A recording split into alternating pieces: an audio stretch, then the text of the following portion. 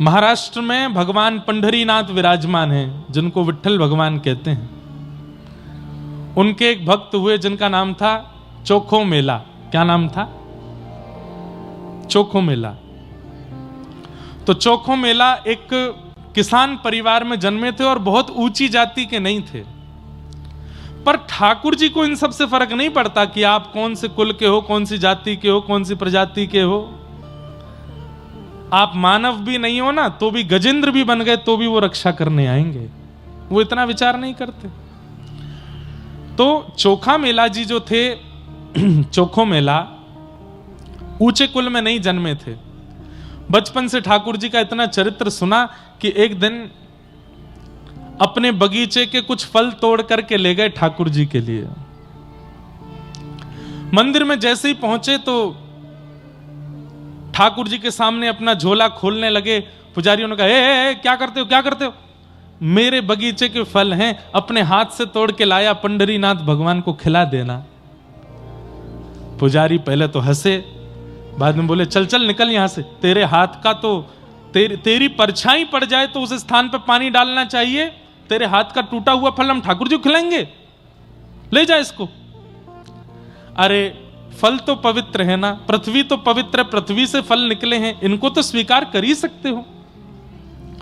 पुजारियों ने बहुत डांटा फटकारा, नहीं माने। वो भी लग रहे थे कि नहीं, पवाओ पवाओ। तो पुजारियों ने बहुत मारा और मार पीट के मंदिर से निकाल दिया और वो निकल जाओ यहां से।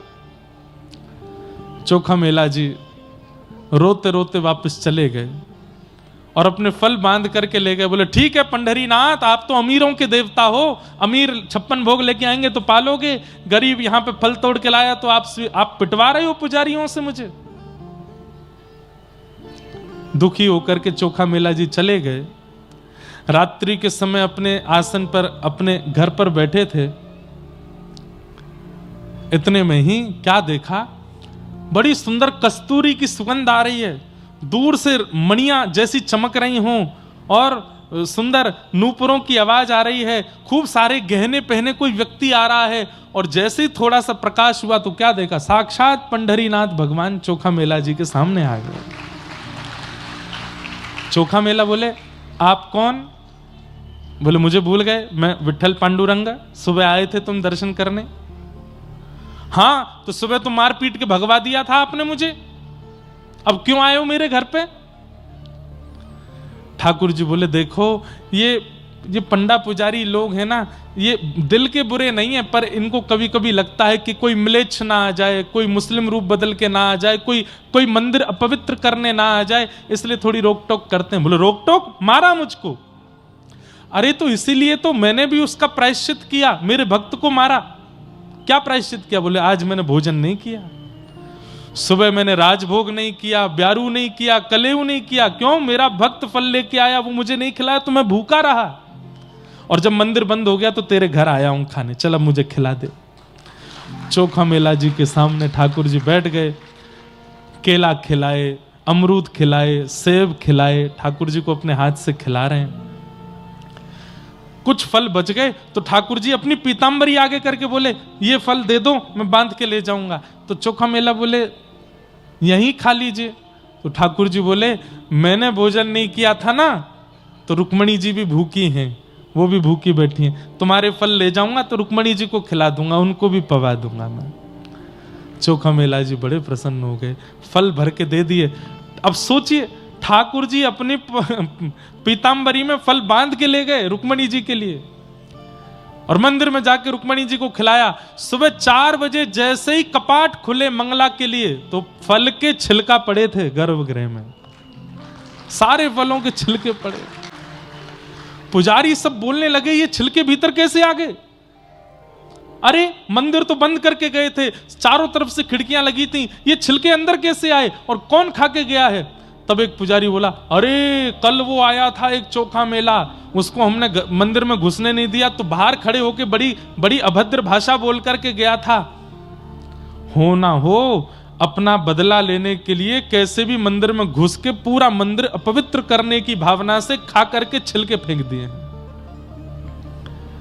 हम मानवों में क्वालिटी है क्या? बिना सच जाने अपने मनगढ़ंत भावों को बनाने की।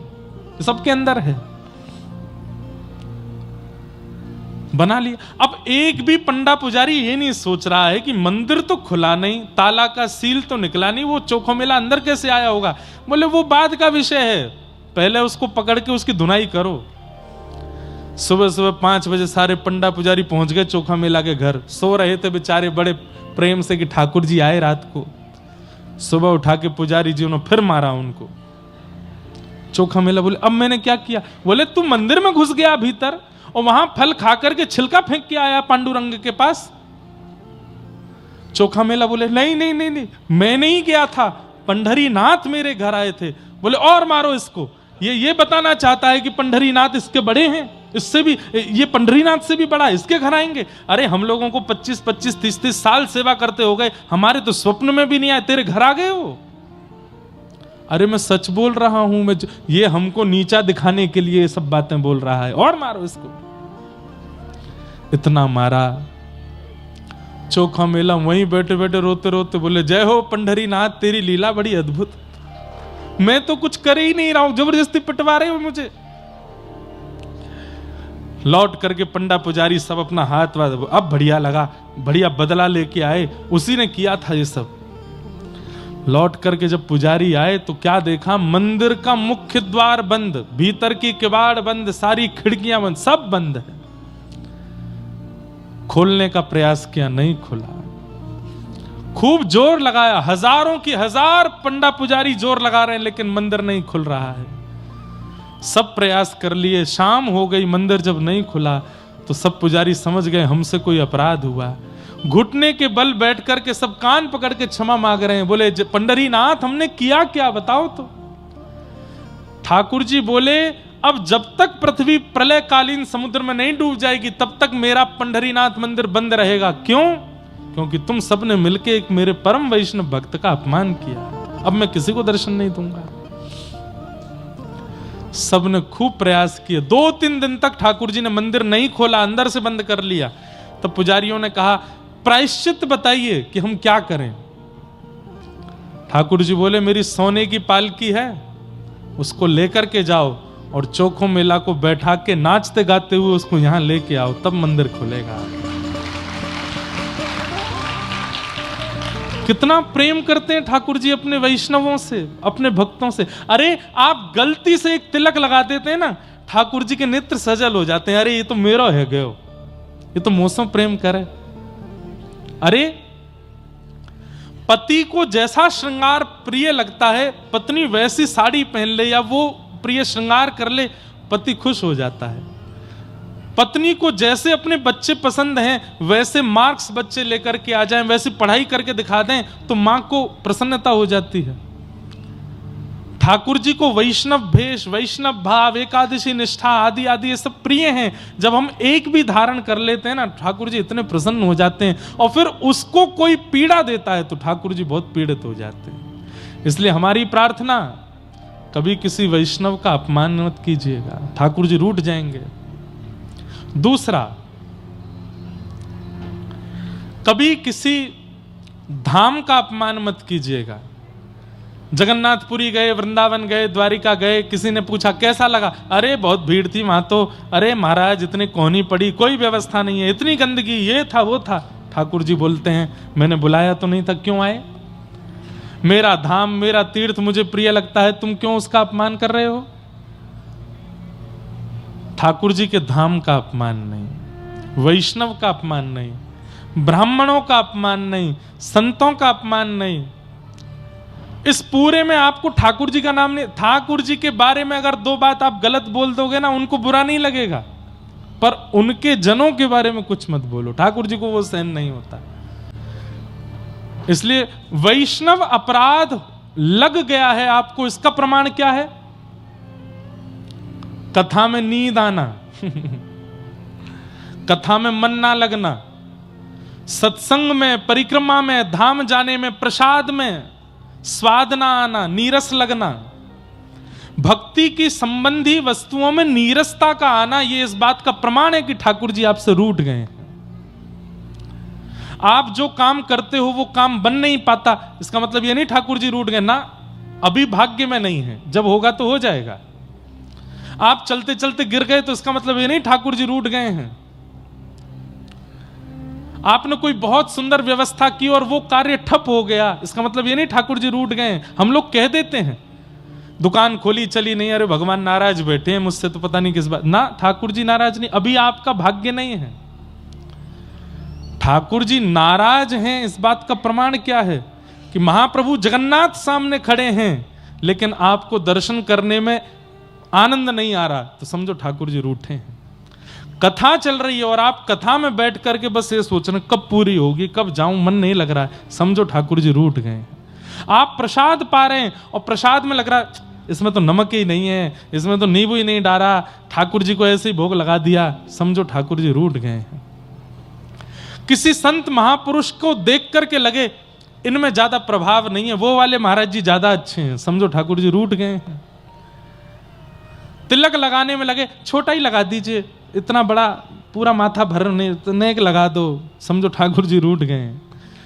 घर पे पंडित जी पूजा कराने के लिए आए, पंडित जी 5 मिनट में करा दो।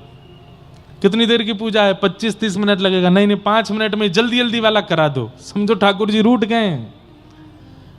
भगवत क्रियाओं में मन ना लगना, रुचि ना लगना, आनंद का संवर्धन ना होना, इस बात का प्रमाण है कि ठाकुर जी आपसे रूठ चुके हैं। इसलिए ये सब रूठ जाएं कोई बात नहीं, वो नहीं रूठना चाहिए। अपनी क्रिया, अपनी व्यवस्था, अपना स्वभाव, अपना नियम ऐसा निर्माण करो कि वो आपसे कभी ना रूठें। तो धर्मं भजस्व सततम त्यजलोक धर्मान सेवस्य साधु पुरुषाम जहि काम तृष्णाम। बहुत समझने वाली बात। संतों की, साधुओं की, वैष्णवों की सेवा करो तृष्णा रहित होकर के। तृष्णा रहित मतलब, अब कई लोग आज सुबह हमसे मिलने के लिए आए, 2-4 लोग तो प्रणाम करके गए, तीसरे चौथे जो लोग आए वो बैठ गए। अब मैंने कहा ठीक है प्रणाम हो गई, चलो महाराज जी जरा सा ये बता दो। मैंने क्या, पेपर दिया था मैंने, पास होऊंगा कि नहीं। मैंने कहा भैया पहली बात तो ये भविष्य देखना हमसे आता नहीं, दूसरी बात तुमने पढ़ाई कैसी करी थी खुद से पूछो। अब तुम पढ़े ही नहीं होंगे तो फिर पेपर कोई तंत्र मंत्र से बढ़िया थोड़ी हो जाएगा, जैसे पढ़े होगे वैसा होगा। 4वीं 5वीं माता जी आ गई, वो बोली हमारी बेटी बहुत बीमार रहती है महाराज जी कुछ बताओ। अरे रात में तो मुझे ही बुखार आया था।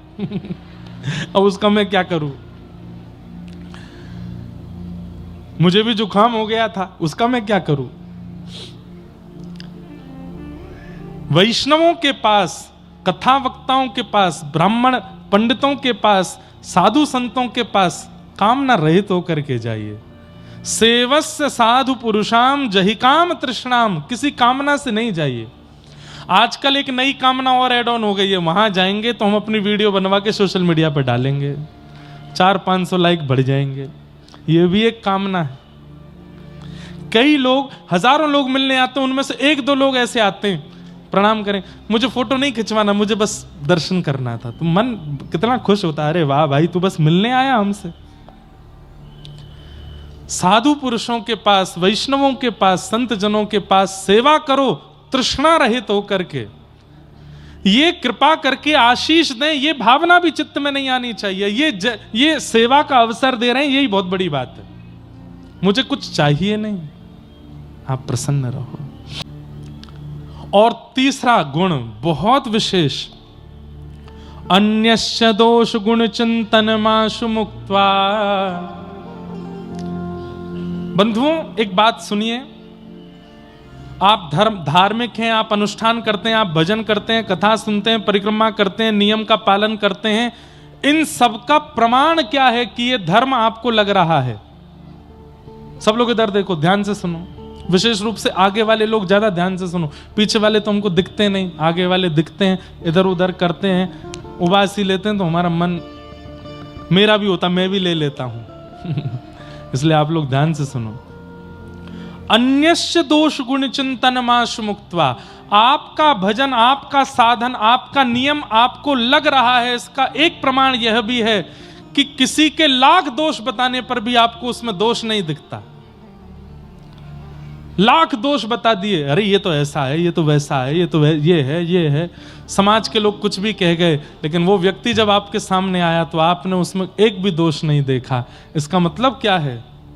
आपका भजन, आपका साधन, आपका नियम इतना पवित्र हो चुका है कि वो जिसको दिखाता है उसको पवित्र ही दिखाता है। अरे वो रावण है जिसके सामने लोकाभिरामम रणरंग धीरम राजीव नेत्रम रघुवंशनाथम साक्षात राघव खड़े हो जाते हैं, तो रावण राम में भी दोष देख लेता है। राम जी में कोई दोष देख सकता है? श्रीमद् वल्लभाचार्य जी महाराज कहते हैं, अधरम मधुरम वदनम मधुरम हसितम मधुरम चलितम मधुरम वेणुर मधुरो रेणुर मधुरो मधुराधिपते रखिलम मधुरम। इतने मधुर हैं ठाकुर जी कि वल्लभाचार्य जी कहते हैं कि अमधुर शब्द है ही नहीं ठाकुर जी के जीवन में, इतने मधुर हैं। लेकिन वे ही जब कंस के सामने जाते हैं तो श्रीमद् भागवत कहती हैं, मल्लानाम मशनिर्णिनाम नरवर स्त्रीणाम स्मरो मूर्तिनाम गोपानाम स्वजनो सताम छितुभुजाम शास्त्रा सुपुत्रो शिशु मृत्युर्भोजपतिर विराट विदुषाम तत्वं परम योगिनाम वृष्णीनाम परदेवतेत विदितो रंगम गतः साग्रज। मृत्युर्भोजपतिर विराट विदुषाम, अत्यंत कोमल और आकर्षक श्री कृष्ण वे जब कंस के सामने जाते हैं तो कंस थरथर कांपता है। क्यों? साक्षात लग रहा है कि काल आ गया हो, साक्षात लग रहा है कि महाकाल आ गया हो, साक्षात लग रहा है कि महाकाल का भी कोई श्रेष्ठ हो वो मेरे सामने आ गया हो।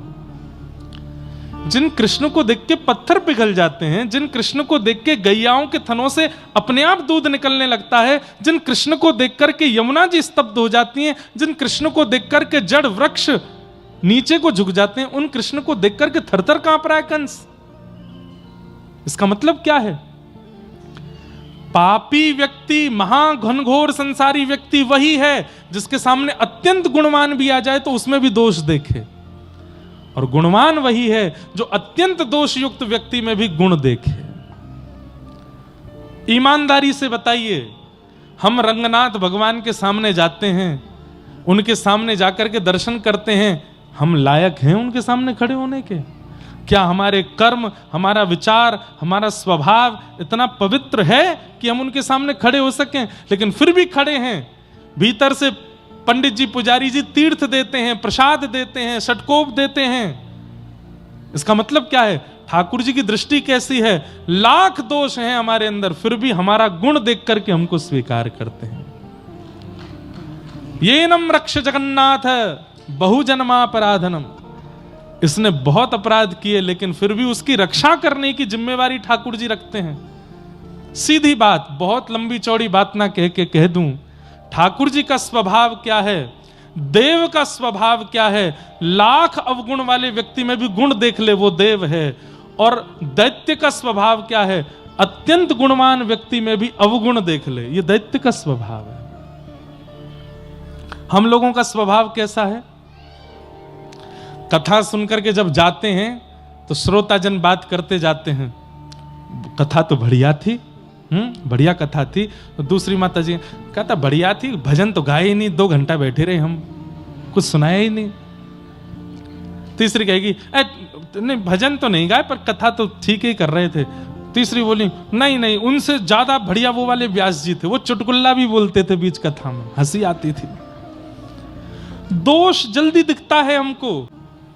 अरे मैं कथा में बताता हूं, परिवार के लोग जब संबंध देखने जाते हैं अपने बेटा का बेटी का, तो मामा जी गए, पिताजी गए, माता जी गई, साथ में ताई जी गई, 4 लोग गाड़ी में बैठ के जाते हैं, लड़की देखने गए। अब लड़की देख करके जब आएंगे, गाड़ी में बैठते ही सबसे पहली चर्चा गाड़ी चलाने वाले मामा जी पूछेंगे कैसी लगी लड़की? तो पिताजी कहेंगे बढ़िया थी।